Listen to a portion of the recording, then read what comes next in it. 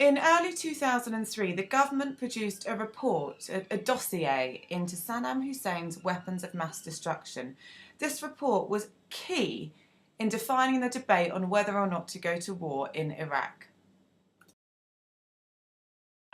One of the key components of this dossier was the allegation that Saddam Hussein had weapons of mass destruction that could be deployed within 45 minutes.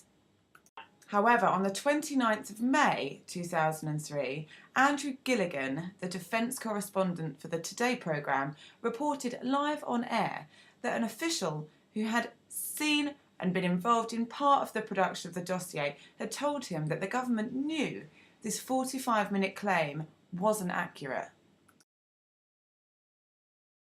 Downing Street, he went on to say, ordered it to be sexed up a week before publication.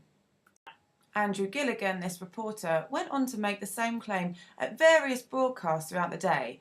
Tony Blair said it was absurd. And that's when a government scientist came forward to his superiors to say he had met with Gilligan the week before. And this scientist was Dr. David Kelly. He was an expert on weapons of mass destruction, and although he wasn't responsible for writing parts of the dossier, he did proofread some sections. Dr. David Kelly was unhappy with some parts of the dossier, including the claim that Iraq was capable of firing battlefield, biological and chemical weapons within 45 minutes of an order to use them. Number 10 found out who was behind this allegation.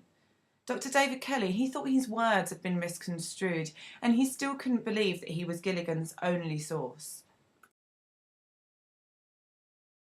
In an unusual move, the Ministry of Justice released a statement saying that one of its officials had spoke to Gilligan. They didn't say who, but it didn't take a genius to work it out.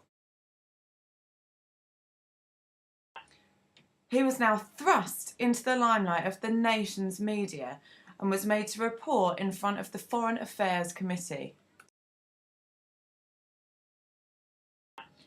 And 2 days later, on the 17th of July 2003, Dr. David Kelly was found dead in some woods near his home.